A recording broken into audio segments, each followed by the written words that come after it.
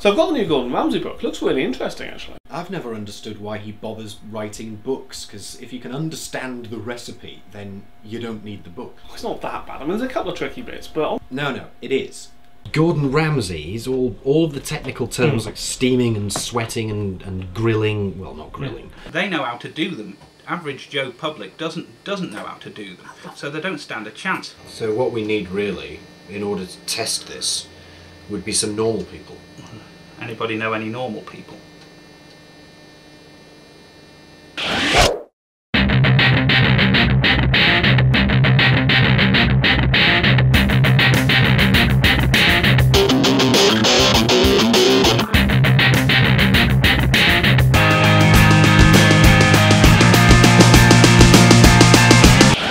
We'd fucking decided to see if normal fucking people could actually fucking cook celebrity fucking chef recipes. For some fucking reason, one fucking name came to fucking mind.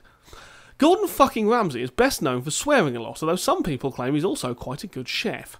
He holds 3 Michelin stars and runs about 1 million restaurants from London to Tokyo, some of which he may have actually visited. Now, I just needed a normal person. And handily, there happened to be one crashing on my couch. Morning! Souffle time! Oh, fuck off. Johnnie Ingram is a writer, a Machinima producer, and an enormous, enormous geek. I can do omelettes, because Delia taught me how. I can do a very good korma curry, because I've taught myself how to do that. And that's it. I've tried following recipes and sometimes they succeed and sometimes they don't. More often they don't.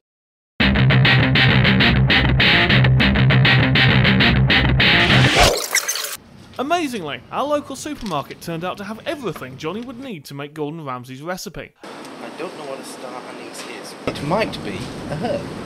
If it is a herb, it'll be here. Okay, yeah, it looks like a star. Makes sense. It may be noted that both Johnny and I were out playing SingStar till 4 o'clock in the morning at this point. And I think we took advantage of the Sainsbury's marvellous buy 3 bottles of wine, get 1 free offer. And then took advantage of the Sainsbury's marvellous drink 4 bottles of wine, get 1 hangover free. So I'm mysteriously fine, I'm not quite sure why. Johnny is also on top of the world. Feeling great, ready to go. We gamely staggered into action. The first thing Johnny needed to do was make a paste with flour and water, and then he needed to blend up some Brussels sprouts. Shouldn't be that hard, right? So, does Mr. Ramsay not give you a few more instructions on how to make this? I'm sort of to say that Mr. Ramsay, God bless his heart, does not. He says, and I quote, "Meanwhile, mix the butter and flour into a paste." That's it. There we go. Does he sound like Crichton while doing it? Yes, he does. He does. Okay, yeah. This is more sort of like a ball of dough than paste, I'll be completely honest. And I'm not really absorbing much of the flour. Paste like... Oh dear. The paste had sort of worked. It looked a bit more like a bullet than paste, but we were sure it would be fine. Cook the Brussels sprouts in a pan of boiling water for 3 to 4 minutes until tender. Okay. Sprouts. Need sprouts. Is that like right? 5 sprouts? Am I just being stupid, or is Hang that on. 75 grams? So you know that bit where you said, I don't think we've got enough sprouts? Well, I didn't know. Well, you've got lots of sprouts now, Hugh. Congratulations. Johnny boiled, he drained and he refreshed. And then he put the sprouts in the food processor. And that's when things started to go wrong. Fire in the hole!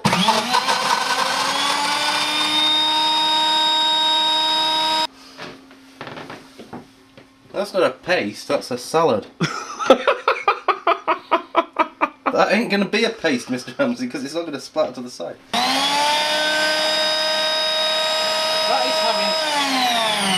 That is just having absolutely no effect. There's no way this is going to become a paste because it just splatters to the side. It doesn't get mixed because there's not enough, because there's only 6 fucking sprouts.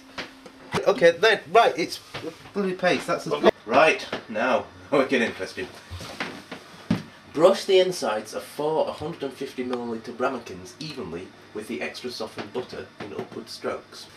I can see 2 immediate problems with that particular sentence. The first one is, I don't know what a ramekin is. Johnny knew it was time to turn to an old friend. PC Internet, the copper with all the answers. Google Images, find me a ramekin. Right. Oh, right. Well, it's just a dish.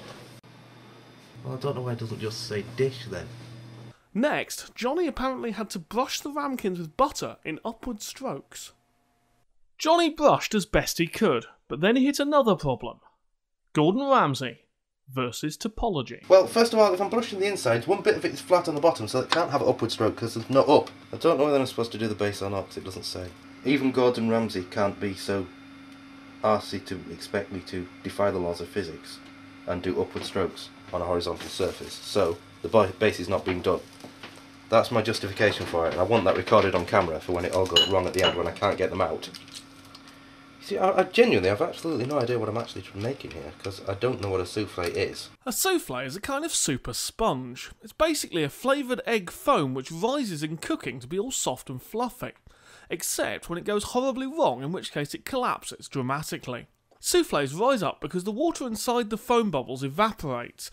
That steam then desperately tries to escape, but finds itself trapped in the endless foam bubbles, and its futile pounding on the walls of its prison causes the foam to expand. Then the egg congeals, holding the souffle in its light, fluffy form, rather like a soft, delicious handcuff.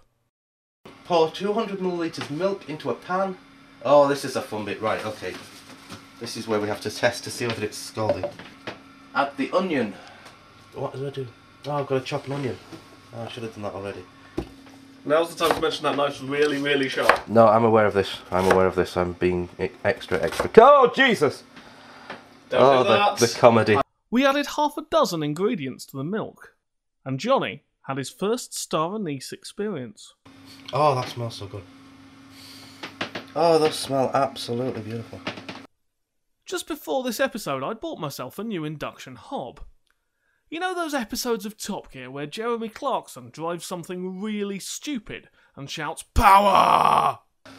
So, scalding point, you'll want raw power then? I will want raw power, yes. All that she's got, Cam. You get to play with the induction hob, which is nice. But I don't know how to actually test for scalding point. Well, I think of an obvious way. No, apart from the obvious, stick my face in and see if my eyes melt. What should I go for? About 7? I would press this button and then I would stand back. Oh, it's humming. Oh, we need to mix. We need to mix right now. So basically, an induction hob is it's a microwave for metal. What it does. Whoa, that's gone off. Off! I'll explain it later. Whoa. Yeah, that's spoiled. We left the milk to cool, then strained it. Time so far, 1.5 hours. Number of things that might have gone wrong, quite a lot. And there was more to come, as Gordon Ramsay told us to whisk in the paste that we'd made earlier.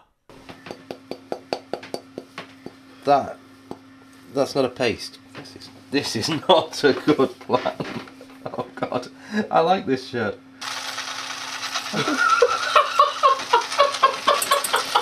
Well, no, seriously.